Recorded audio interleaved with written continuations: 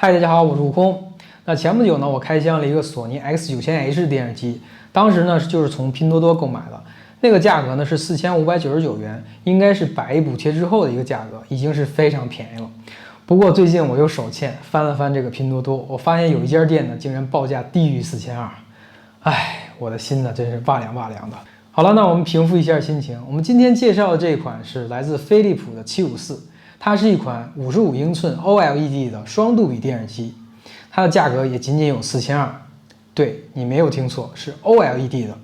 大家都知道 OLED 呢是采用自发光的技术，它拥有超高的对比度。当你看一些美剧的时候，那个明暗对比是非常的鲜明的。像索尼、LG 这样的 OLED 电视机呢，它的报价普遍都比较高，就算是小米的 OLED， 基本也是在13000起跳的。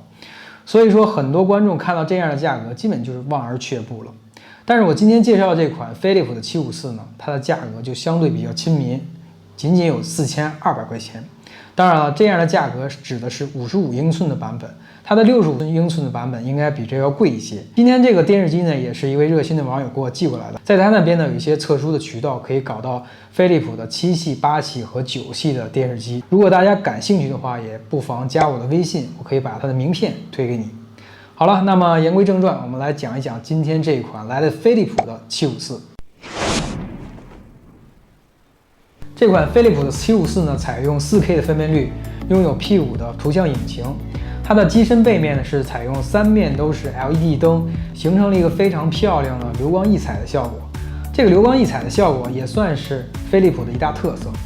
在它机身的正背部呢，有一个2.1声道40瓦的音箱系统，内置了一个低音炮，那听起来还是浑厚有力的。在机身背板右侧呢，集成了2个 HDMI 2.0 的接口和2个 USB 的接口。机身的底部呢，集成了以太网的接口、数字音频输出接口和另外2个 HDMI 2.0 的接口。当然，这里面还有天线的接口。不过这里面呢，并没有出现光纤音频输出的接口。整个机身呢，采用极简的设计，边框都是超薄的设计，看起来颜值是非常的高的。那这一次飞利浦呢，非常意外的，并没有采用安卓 TV 的操作系统，而是采用自家研发的 Surface OS 的操作器。这个 Surface OS 操作系统呢，已经内建了比较主流的流媒体的播放软件，比如说 YouTube、Netflix 以及亚马逊的 Preview。那接下来呢，我就给大家展示一下这款操作系统。好，那我们此时呢，点下遥控器上的 Home 按键呢，就会进入到 Surface OS 这个操作系统。大家可以看到，默认它是落交在应用程序上。从左边呢，依次是 YouTube、Smart TV、Netflix、Preview 和应用程序库。当然，你点开这个应用程序库呢，就是它自带的这个应用商店。它这个应用商店里边的应用呢是非常有限的，数量还是比较少的，好像比 WebOS 的要少一些。但是这些应用呢，其实我们中国大陆用户呢可能还是用不到的。我们最常见的应该就是它桌面上这几个应用，包括奈飞呀、YouTube 呀，还有亚马逊的视频。好，我们再看一下最左侧呢是来源，这个来源呢就是指你的播放来源，通常呢都是信源的管理。这个是搜索功能，搜索呢你可以搜索你想要的一些节目或者是应用。这个就是设置，这个设置界面呢是比较复杂的，大家可以看到这里面有包括频道的设置这边是图像风格，默认是标准的。当然你还可以采用这个电影模式或者是游戏模式。这边呢，我一般都选择这个鲜艳或者自然，我们选一个标准吧。那这个是关于流光溢彩的设置，就是背后的那个颜色。也有几种模式，自然、足球、鲜艳、游戏这几种模式。也可以根据音频去设置，还可以根据颜色去设置。好，那接下来呢，我们试一下内置的这个 YouTube 支不支持 HDR。好，那我们打开这个视频，这个是 HDR HLG 格式的。我们看一下这个右下角已经出来 HDR 信号检测的标志了，所以它是支持 HDR 的。大家可以看到，目前呢是采用 HLG BT2020 的色彩模式，分辨率呢是3840×2160。好，那接下来呢，我们打开奈飞，我们试一下这个原生的奈飞。大家可以看到，下面就是一些我登录这个账户的一些推荐的影片，那比如这个超能计划。OK， 那这边呢可以看到已经有了这个杜比世界的标志了，说明它是直接支持这个杜比世界的。大家可以看到右下角呢已经出现了杜比世界的标志。因为版权的原因，我把声音关掉了。我们按下这个遥控器下的这个 Info 的按键，就可以看到当前的这个码率了。好，那经过一段时间呢，大家就可以看到左上角呢已经显示了2160P， 那说明它是支持这个4K 的解析度的。好，那接下来呢，我们展示一下这个亚马逊视频，但是我这边呢没有账户，我就简单的给大家看一下。这个是它自带的 Preview， 大家可以看到，默认进去它就是一个中文的状态，所以这下面就是一些亚马逊原创的视频，因为这个我没有会员，就不给大家展示了。那本地播放呢，它这边也没有一个显示的播放器，所以我直接插上这个移动硬盘看一下吧。OK， 大家可以看到它已经自动识别了我这个移动硬盘。我们看一下，这里面有一些我存的视频和文件夹。那这些影片呢，其实我都已经放到网盘里面了。如果你感兴趣的话，可以直接下载。那第一项呢是测试 H.265 60fps 的视频，看看它本机能否播放。好，我们现在开始。OK， 可以看到还是非常快的就加载出了，而且本机呢没有任何的这个卡顿的现象。现在确实发挥了这个 OLED 的特色啊，这个明暗对比呢是非常的鲜明的。可能我这个摄像机可能拍不出来哈，这个效果是暗的地方特别暗，就是特别黑，然后亮的地方又特别亮。那这个影片的快进也是没有任何卡顿的，大家可以看一下。虽然它是一个 SafeOS 的操作系统，但是这个系统本身呢是可以解码 H.265 的视频的，因为一个 4K 电视机最起码要满足 H.265 的解码，这是最基础的。第二项呢，我想测试一下这种超高码率的，这个应该是扛不住的。之前我用这个其他的机型都测过，应该是不行的。但是我们也挑战一下，怎么样？大家可以看到这个声音就已经出现卡顿了，所以说这种超高码率的并不适合本机进行播放。那我们这个影片呢，进行一下快进。OK， 那快进到30多秒之后呢，它就没有任何卡顿了。为什么呢？因为前面是动作比较大的，这种码率比较高的动作，这种视频呢，一般前面都会卡顿，后面不卡顿了，是因为后面都是有大量的静态画面。播放这个影片其实也是测试一下它对于大码率视频的一个兼容程度。很显然呢，它还是不太适合这种超高码率的播放的。但是顺便大家可以看一下它这个流光溢彩的效果，我认为是真的是超赞的，真的是非常漂亮。好，那接下来呢，我们再测试一下这个杜比这一块，我们看一下它支不支持这个本地的杜比世界。好，我们随便找一个。OK， 右下角呢已经出现了杜比世界的标志，那说明单个文件它也是支持本地的杜比世界的。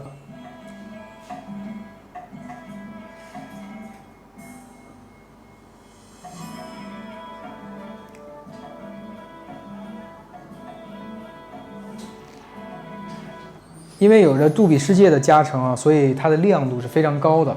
好，那接下来呢，我接上 Shell TV Pro 2019看看。好，那现在呢，我已经把 Shell TV Pro 2019接好了，大家可以看到目前是杜比世界和 HDR10准备就绪的一个状态。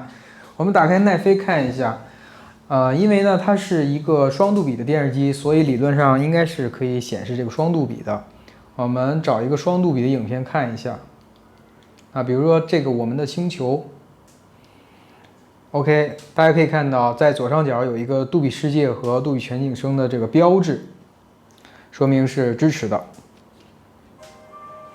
播放的时候也是支持的，右边已经点亮了杜比世界的标志。好，那我们回到主页。那现在呢，我们来试一下这个信源的切换。这边有这么一个按键。那打开这个信源呢，我们可以看到，默认呢有这么几路，比如说 HDMI 1到4的这个切换。那目前呢，我是在 Shell TV 上，那我们还可以切换到 HDMI 1，比如说这个 Fire TV， 我们就可以很方便的进行切换了。OK， 那大家看到目前呢，我就是用电视机的这个遥控器就可以很方便的进行控制了。它不仅可以切换信源，而且还可以直接用遥控器直接操作。这个当然是只要是有 CEC 的功能都是可以支持的。好，那我们再切换到其他这个信源，点击这个右侧这个信源的按钮，它会弹出这么一个菜单。好，我们选择第二项。第二项我记得接的应该是织度的电视盒子，就是这个织度的电视盒子。大家看到这个熟悉的海报墙，应该知道这是织度的电视盒子。我不知道为什么织度这个电视盒子好像这个 CEC 在这个电视机上不太兼容，所以现在你看到的我还是用织度的这个去控制的。我们还可以切换到，比如说最近买的这个 TiVo Stream，这个 TiVo Stream 呢，它是默认杜比世界显示的。现在我用的就是电视机的这个遥控器，可以完美的进行控制。好，最后一个就是 Shield TV 了。好，那现在已经切换过了。那大家可以看到，这4路的信源呢，都可以用这个电视机的遥控器去进行控制。当然，这个织度这个我不知道为什么就没有成功哈，但是我之前测试好像有的时候能成功，但一般情况下都是支持的。好，那接下来这个环节呢，我想测试一下它本身自带的这个投屏的程序，就是这个来源里边有一个 Mirrorcast， 第一项。好，我们随便找一个影片吧，比如这个。然后点击右上角的这个投屏的按键，那大家可以看到这边有一个754的投屏。好，目前呢正在连接。好，大家可以看到电视机上已经自动的开启它自带的这个 YouTube 程序了。因为第一次启动呢可能会比较慢，只要你启动过一次呢，以后就不会慢了。大家可以看到上面已经成功的连接到了。如果你投屏的是一个 HDR 视频呢，它也是支持 HDR 的。我来解释一下呢，这个 Mirrorcast 和 Chromecast 是有区别的。它的投屏呢，其实是完美的，就是调起了它原生的这个安卓程序完美的调起它原生的这个油管的程序。大家可以看一下，我按下的时候，它是可以出现这个控制栏的。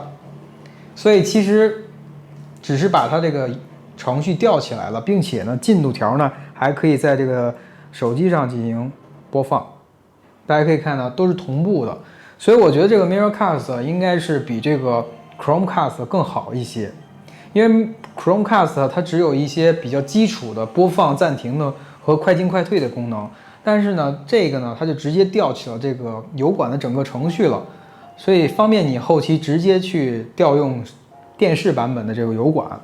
其他的应用应该也是支持的，比如说奈飞。好，那么这边呢，打开奈飞，然后点击右下角这个投屏的按钮，这上面有很多设备，我接了很多电视盒子，我们选择最后一项就是我的电视机，然后这边呢就可以看到这实时的这个画面就同步了，然后我们找一个，比如说这个残语吧。好了，那大家可以看到目前的电视机也同步的进行播放了。OK， 已经成功的加载出来了。我们看一下，这上面呢还可以控制它的进度条，快进快退。都是完全的进行同步的。OK， 那投屏就展示到这边。其实这个 Mirrorcast 呢，我认为比这个 Chromecast 还要好用一些。OK， 关于这款飞利浦的754呢，我就先分享到这边。大家可以看到这款电视机的亮度是非常高的，无论是播放 HDR 或者是杜比世界的片源呢，它的观感都是非常好的，尤其是那种明暗对比。那有的小伙伴就问了，说我的这个电视机有必要非得买这个杜比世界或者是 HDR 的这个电视机吗？其实这个也未必，因为这个跟你的观影习惯有一定的关系。那比方说你经常看韩剧或者经常看一些大陆剧的话，我认为就是没有什么必要的，因为我们国产的这些电视剧大量都是白天这个时间，像黑夜这种场景呢反而会少一些。所以说它的明暗对比就没有那么强烈，当然呢，只是针对一部分大陆剧哈。那如果说你经常看美剧或者说欧美剧的话，那你会发现明暗的对比的这种场景非常的多，经常会出现黑夜的这种状态。那在这种情况下，如果有 HDR 或者是有杜比世界的加持的话，那它的观感必然会好一些。所以这个是分情况的。那总体来说，我对这款这个飞利浦的754的画质还是非常满意的，因为之前用的都是 LED 的这个电视机嘛，这次一下切换到 OLED， 真有点回不去的感觉啊。但是这款电视机我还是要如实的给人家还回去的。那关于这款电视机的一些槽点呢，我也说一下。这款 Safi OS 的操作系统呢，有的时候会有一些给人的感觉是有点卡顿的感觉，但其实不是真正的卡顿。后来我发现，可能是因为这个遥控器有一定的这个延迟。刚才我接了4路的这个信源，接了4个电视盒子，在这种情况下，我点击这个信源的按键的时候，它竟然反应了将近1到2秒的时间。像这种情况，在以前的这个索尼电视机是不会出现的。所以我觉得可能是跟这个遥控器有一定关系。这款遥控器呢，它是采用的这个红外遥控器。那我查了一下，好像这款电视机还有另外一个遥控器，就是一个语音的遥控器，内置了一个 Alexa 的一个语音助理。所以如果说用那款遥控器，可能会表现的会好一些。当然，这个只是我个人的一个猜测啊。那还有一个槽点，可能也不算是槽点嘛，就是它自带这个 Safi OS 的操作系统，没有采用安卓原生 TV 的操作系统。也就导致了其实它里面的这个可以应用的软件会比较少一些。就算是把它所有的应用都装上，它的应用也不是特别的丰富。当然了，这个可能需要一定的时间去做优化吧，因为毕竟 Safi OS 这个操作系统呢，可能它的这个成立时间不是那么久。我也期待这个 Safi OS 以后能够做更多的 App， 能够给大家应用。因为这个 Linux 的操作系统呢，有一个优势就是它的内存占用会比较低，但是自身这个操作系统呢，它的生态呢还没有丰富到让我放弃这个接电视盒子，所以在这边呢，还是建议大家接电视盒子来扩充它的内容。这款电视机呢，我就先介绍这么多。那如果今天的视频对你有帮助的话，欢迎给我点个赞哦。我们下一个视频再见。